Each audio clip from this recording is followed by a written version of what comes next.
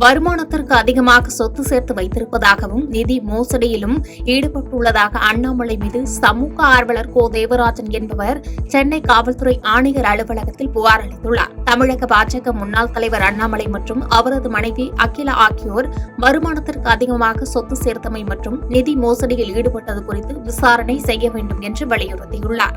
அவர் மீது உடனடியாக நடவடிக்கை எடுத்து அவர் குண்டாசிலிருந்து கைது செய்யணும். அதே நேரத்தில் பார்த்தீங்கன்னா அவர் மீது 24 வழக்குகள் தமிழ்நாடு முழுக்கும் இருக்கு. அந்த வழக்குகளை உரிய உடனடியாக அவர் மாதிரி சார்ஜ் ஷீட் ஃபைல் பண்ணி அவர் உடனடியாக அதுக்கு நடவடிக்கை எடுக்குமாறு கேட்டுக்கிறேன்.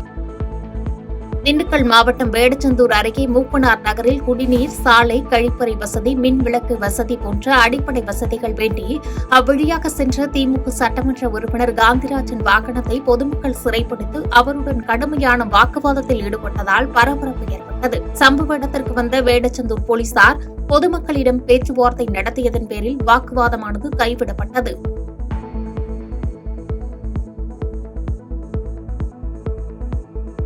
தென்காசி மாவட்டத்திலிருந்து மாவட்ட செயலாளர் மூர்த்தி பாண்டியன் தலைமையில் வாசுதேவன் நல்லூர் முன்னாள் சட்டமன்ற உறுப்பினர் உள்ளிட்ட 50க்கும் மேற்பட்டோர் ஈரோடு மாவட்டம் கோபிச்செட்டிப்பாளையத்தில் முன்னாள் அமைச்சர் செங்கோட்டையனை சந்தித்து ஆதரவு தெரிவித்தனர். தொடர்ந்து செய்தியாளர்களுக்கு பேட்டியளித்த வாசுதேவன் நல்லூர் முன்னாள் சட்டமன்ற உறுப்பினர் மனோகரன், ஒன்றுபட்ட அதிமுக உருவாக்க வேண்டும், ஒன்றுபடும் போது முதலமைச்சர் வேட்பாளர் யார் என்று தலைவர்கள் முடிவு செய்வார்கள் என்று கருத்து கூறினார். கழக நிர்வாகிகள் அனைவரையும் இன்றைக்கு இருக்கக்கூடிய பொதுச் செயலாளர் அவர்கள் ஒருங்கிணைத்து ஒன்றுபட்ட அதிமுகவாக உருவாக்கி சந்திக்கின்ற பொழுது ஒரு வலிமைமிக்க அரசாக நாம் உருவாக்கி இன்றைக்கு தமிழகத்தில் நடைபெறுகின்ற ஆட்சிகளை எல்லாம் அகற்றி தமிழக மக்களுக்கு பல்வேறு திட்டங்களை நிறைவேற்றிட ஒன்றிணை வேண்டும் என்கின்ற நல்ல எண்ணத்திலே நாங்கள் இன்றைக்கு அண்ணன் அவர்களை சந்தித்திருக்கிறோம். திருப்பத்தூர் மாவட்டம் வாணியம்பாடி அரசு மருத்துவமனையில் மாநில சுகாதாரத்துறை இணை இயக்குநர் குருநாதன் நேரில் ஆய்வு மேற்கொண்டார். அரசு மருத்துவமனை புதிய கட்டிடத்தில் சில குறைபாடுகள் குறித்து புகார் மனு வந்ததன் அடிப்படையில் ஆய்வு மேற்கொண்டதாகவும் அனைத்தையும் ஆய்வு அறிக்கை தயார் செய்து உயர் அதிகாரிகளுக்கு அனுப்பி வைக்கப்படும் என்று மாநில சுகாதாரத்துறை இணை இயக்குநர் குருநாதன் கூறினார்.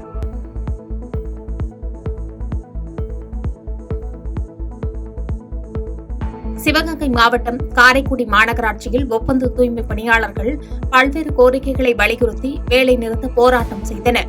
ஒப்பந்த தூய்மை பணியாளர்களை பணி நிரந்தரம் செய்ய கோரியும் மாநகராட்சி துப்புரவு பணியாளர்களுக்கு வழங்கப்படும் ஊதியமான ரூபாய் 19,500 ஒப்பந்த துப்புரவு பணியாளர்கள் அனைவருக்கும் ஒரே மாதிரியான ஊதியத்தை வழங்க வேண்டும் உள்ளிட்ட கோரிக்கைகளை வலியுறுத்தினர். சிவகங்கை மாவட்டத்தில் சொத்து தகராறில் மைத்துரரை வெட்டி கொலை செய்த 3 பேருக்கு ஆயுள் தண்டனை விதித்து சிவகங்கை நீதிமன்றம் தீர்ப்பளித்தது. மேலும் வழக்கை விசாரித்த நீதிபதி கோகுல்முருகன் குற்றம் நிரூபணமாகியதால் 3 ஆயுள் தண்டனையும் 3000 ரூபாய் அபராதமும் விதித்து உத்தரவிட்டார்.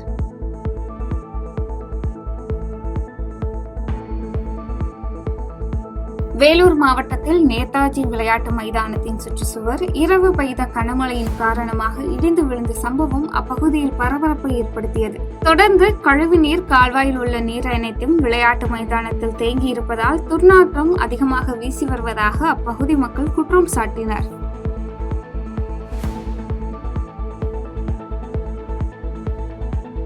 வேலூர் மாவட்டம் கேவிக்குப்பம் தாலுகாவில் கால்வாய்களை ஆக்கிரமிப்புகளிடமிருந்து மீட்டெடுத்து சீரமைத்து தர வேண்டும் என அப்பகுதி விவசாயிகள் கோரிக்கை விடுத்துள்ளனர். இதுகுறித்து பியன்பாளையம் துணைத் தலைவர் கூறுகையில், ஆக்கிரமிப்புக்காரர்களிடம் கால்வாய்களை ஆக்கிரமிக்காதீர்கள் என்று தெரிவித்தாலும் தன்னை மிரட்டுவதாகவும் நிலத்தடி நீர் பெருக்குவதற்கான முயற்சியை மேற்கொண்டு தர வேண்டும் எனவும் கோரிக்கை விடுத்துள்ளார். அதே கவர்மெண்ட் தான் எனக்கு லெட்டர் அனுப்புது, இந்த மாதிரி இருக்குது, நாங்கள் கேட்க முடியாது, தனியாருக்குன்னு சொந்தம்னு சொல்லிட்டு எங்களுக்கு தெரியுது. ஆய்வில் உன்னுடைய மனு நிராகரிக்கப்பட்டதுன்னு எனக்கு கொடுக்குறாங்க. ஓகே, அது நிராகரிக்கப்பட்டதுன்னா நான் கொடுத்தேன். என்னை கூப்பிட்டு ஒரு வாரத்தை கூட யாரும் எந்த அதிகாரி இது வரைக்கும் வந்து ஏரியாவில் பார்க்கல. லெட்டர் மட்டும் எனக்கு வருதுங்க. அந்த லெட்டரும் கூட எல்லாம் வச்சுன்னுக்கிறேன். எந்த லெட்டர் வச்சு எந்த ஒரு பாய்தாவும் இல்லை. திருப்பூர் பழைய பேருந்து நிலையத்தில் அரசு பேருந்து ஜன்னல் மற்றும் கதவு கண்ணாடிகளை உடைத்து ஆறுமுகம் என்பவர் போதையில் அரசு நடத்துனருக்கு கொலை மிரட்டல் விடுத்த சம்பவம் பேருந்தில் பரபரப்பை ஏற்படுத்தியது. அதனைத் தொடர்ந்து பேருந்து ஓட்டுநர் மற்றும் நடத்துனர் பொதுமக்கள் உதவியுடன் திருப்பூர் வடக்கு காவல் நிலையத்தில் போதை ஆசாமியை ஒப்படைத்த நிலையில் போலீசார் வழக்கு பதிவு செய்து விசாரணை மேற்கொண்டு வருகின்றனர்.